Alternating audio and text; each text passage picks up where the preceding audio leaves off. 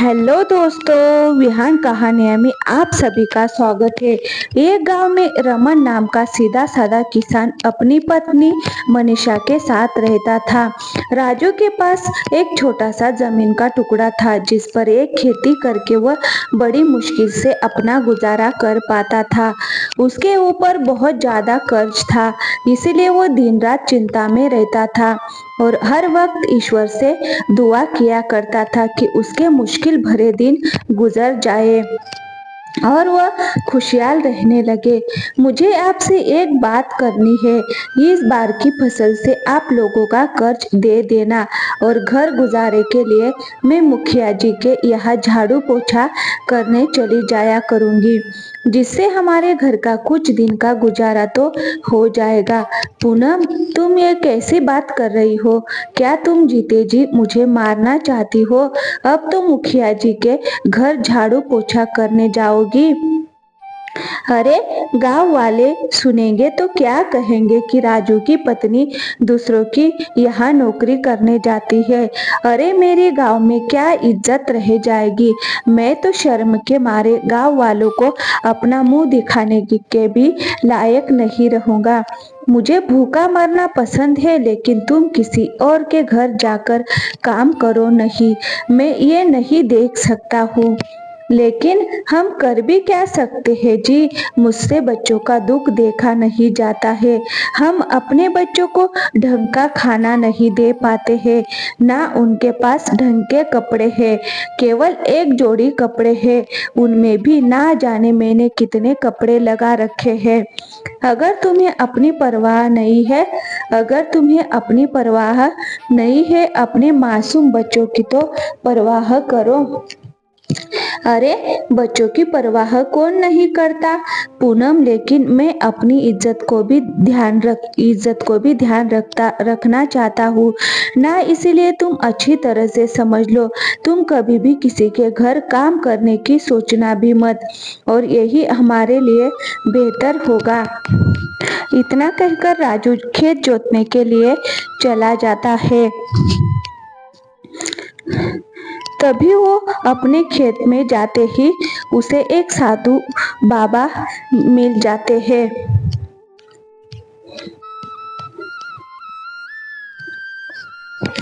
वो साधु बाबा बहुत ही प्यासे होते हैं। साधु बाबा राजू को टुकुर टुकुर देखने लगते हैं। फिर राजू से कहते हैं, तुम्हारे पास पानी है? मुझे बहुत तेज प्यास लगी है। बाबा, मेरे पास पानी तो नहीं है, लेकिन तुम थोड़ा इंतजार करो, मैं अभी तुम्हारे लिए ठंडा ठंडा पानी लेकर आता हूँ। राजू जल्दी से जाकर पास वाले गांव से अपने पीतल के गिलास में साधु बाबा के लिए ठंडा पानी ले आता है। साधु बाबा ये सब देख रहे होते हैं। उन्हें राजू की हालत पर बहुत तरस आ रहा था। फिर वह राजू से पानी लेकर पी लेते हैं और वहां से चले जाते हैं। जैसे ही साधु बाबा राजू के पास से जाते हैं, पीतल का गिलास जो पहले गंदा सा था, अब वो सोने की तरह चमक रहा था। राजू ये देखकर बहुत हैरान हो जाता है। उसी समय राजू की नजर अपने गांव के सोनार पर पड़ती है। राजू उससे कहता है, अरे सेठ जी, इतनी जल्दी में कहाँ जा रहे हो? जरा यहाँ आइए, मेरे इस गिलास को तो देखिए। राजू ने ये बात सुनार से मजाक में कही थी। सुनार राजू से गिलास ले लेता है और उसे अच्छी तरह से देखने लगता है और फिर राजू से कहता है, ठीक है, शुद्ध है। क्या तुम इसे बेचना चाहते हो? अगर बेचना चाहते हो तो जल्दी बताओ, मुझे कहीं जाना है। जी हाँ सेठ जी, मुझे एक गिलास बेचना है। घर में पैसों की बहुत आवश्यकता है। इस बार फसल भी कुछ अच्छी नहीं हुई है। अब मैं तुम्हें क्या बताऊं? अरे भाई, मुझे कुछ मत बताओ, मैं थोड़ा जल्दी में हूँ। इस गिलास के मैं तुम्हें 50,000 दे सकता हूँ। सेठ जी, हम गरीब लोगों से क्यों मजाक करते हो? अरे भाई, भला मैं मजाक क्यों करूँगा? ये तो मेरा काम है और मैं अपने काम में कभी मजाक नहीं करता हूँ। फिर भी अगर तुम्हें मेरी बात मजाक लगती है तो मैं तुम्हें इस गिलास के इतने ही दे सकता हूँ। राजू सोचने लगता है कि कहीं ये सुनार पागल तो नहीं हो गया है जो इस पीतल के ग्लास के इतने पैसे देने के लिए कह रहा है। अरे भाई, सोच क्या रहे हो? देखो, अब मैं तुम्हें गिलास के सिर्फ इतने ही पैसे दे सकता हूँ। इससे ज्यादा एक रुपया भी नहीं दे सकता, क्योंकि इस गिलास की कीमत इससे ज्यादा नहीं है। राजू हैरान था कि सुनार इस पीतल के गिलास के इतने पैसे क्यों दे रहा है। फिर राजू सुनार से कहता है, ठीक है सेठ जी, आप मुझे इस गिलास के पैसे दे दो। फिर सुनार अपनी जेब से पैसे निकालकर राजू को देकर वहां से चला जाता है। राजू सोचने लगता है कि मेरा ये गिलास तो पीतल का था, लेकिन अचानक ये सोने का कैसे हो गया? मुझे लगता है कि ये सब साधु बाबा की ही वजह से हुआ है। मुझे उन बाबा से एक बार जरूर मिलना चाहिए। राजू सारा काम छोड़कर साधु बाबा की खोज में निकल जाता है। कई दिन बीत जाते हैं, लेकिन राजू को साधु बाबा कहीं नहीं मिलते। फिर एक दिन उसे साधु बाबा एक घने जंगल में पेड़ के नीचे बैठे हुए मिलते हैं। साधु बाबा को देखकर राजू बहुत ही खुश होता है। साधु बाबा, तुम मुझ पर कृपा कीजिए, बहुत गरीब इस समय में बहुत मुसीबतों से गुजर रहा हूँ, आप ही मेरी मुसीबत को दूर कर सकते हैं। साधु बाबा को राजू के ऊपर दया आ जाती है। फिर वो राजू से कहते हैं, अगर तुम चाहते हो कि मैं तुम्हारी मदद, हर मुसीबत दूर हो जाए, तुम्हें मेरे साथ 3 दिन तक रहना होगा। ठीक है बाबा, मैं आपके साथ 3 दिन रहने के लिए तैयार हूँ। कृपया कैसे भी करके मेरी मुसीबतों को आप दूर कर दीजिए। अब मेरी बात तुम जरा ध्यान से सुनना। उसके बाद साधु बाबा राजू को एक सिक्का देते हैं। इस सिक्के को अपने घर में किसी ऐसी जगह रखना जहाँ किसी की नजर ना पड़ सके। उसके बाद तुम मालामाल हो जाओगे। हर कोई तुम्हारी इज्जत करेगा। जब तक तुम्हारे पास ये सिक्का रहेगा, तब तक तुम्हारे पास धन की कमी नहीं रहेगी। एक बात का ध्यान रखना, इस सिक्के को कभी खोना नहीं, ठीक है बाबा? मैं सिक्के को हमेशा संभाल के रखूंगा। साधु बाबा की बात अच्छी तरह से समझने के बाद राजू किसान सिक्के को लेकर घर की ओर निकल जाता है। थोड़ी दूर चलने के बाद राजू को अपना पुराना दोस्त सुरेश मिलता है। राजू सोचने लगता है, क्यों ना मैं इस सिक्के को सुरेश को दिखा दूं, क्या पता उसे मालूम हो कि ये सिक्का मेरा कुछ भला कर सकता है कि नहीं। एक बार सुरेश से पूछ लेता हूँ। पूछने में जाता ही क्या है। अरे भाई सुरेश, राजू ने वो सिक्का सुरेश को दिखाया और फिर उसे उस साधु की बात बताने लगा। अरे भाई सुरेश, मुझे सिक्का एक बहुत ही बड़े ज्ञानी साधु बाबा ने दिया है। उन्होंने मुझसे कहा है कि सिक्के को अपने घर में किसी ऐसी जगह रखना जहाँ किसी की भी नजर ना पड़ सके।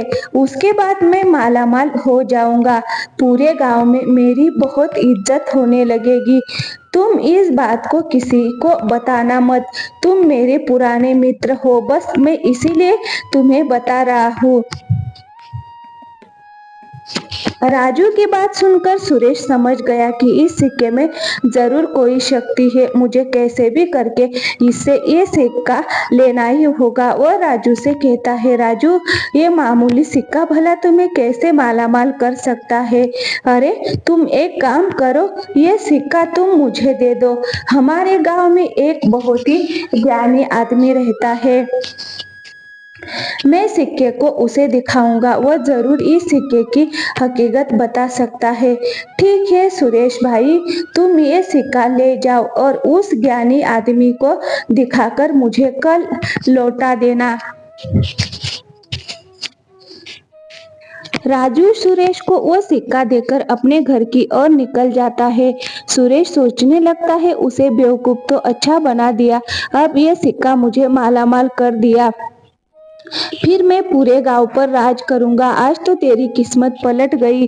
अब जल्दी से घर पहुंचकर इस सिक्के को छुपा देता हूँ। जब राजू अपने घर पहुंचता है तो वो अपनी पत्नी से कहता है, अरे भाग्यवान, कहाँ हो? जरा जल्दी इधर आओ। अब तुम्हें घर की चिंता करने की कोई जरूरत नहीं है, क्योंकि अब हमारे पास बहुत सारा धन आने वाला है। फिर मालामाल हो जाएंगे। क्या तुम सच कह रहे हो? हमारे पास धन आने वाला है, लेकिन कहाँ से?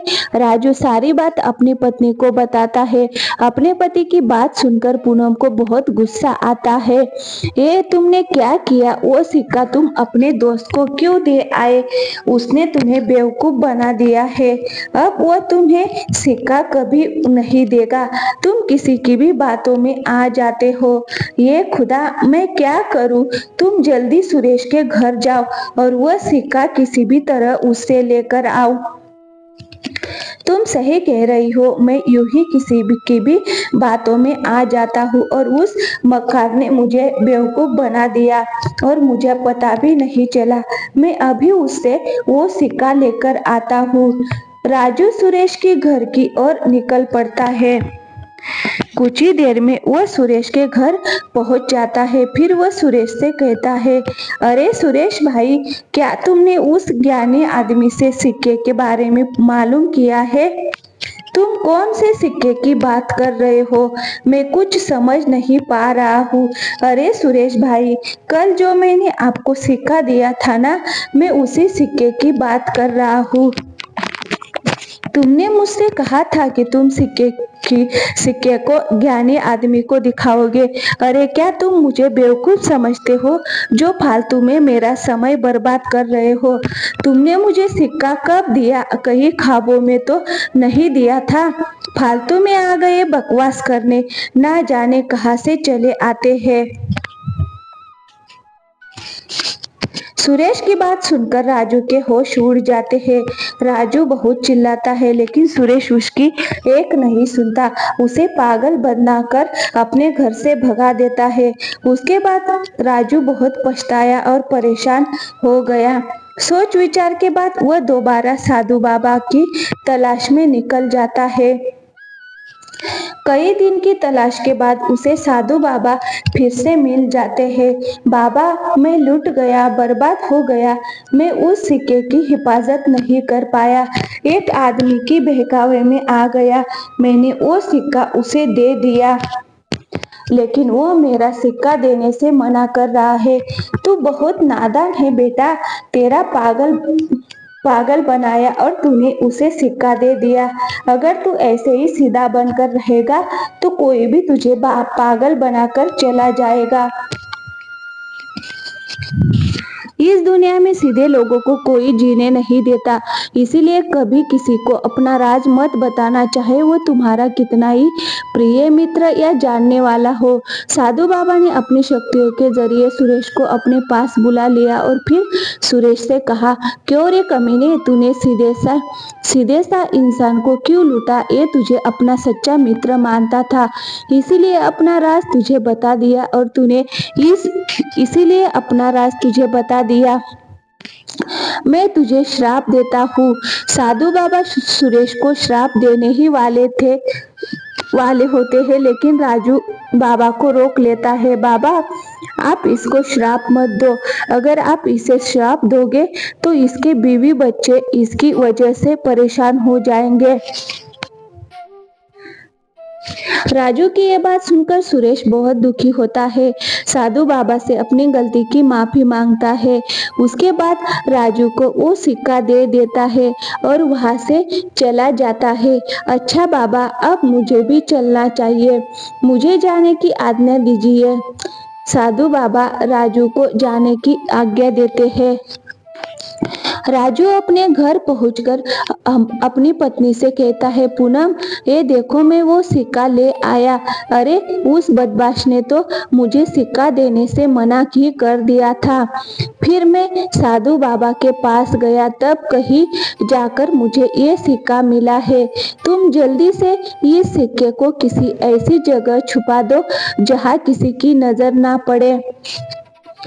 पूनम ऐसा ही करती है। वह सिक्के को ऐसी जगह छुपाती है जहाँ किसी की नजर ना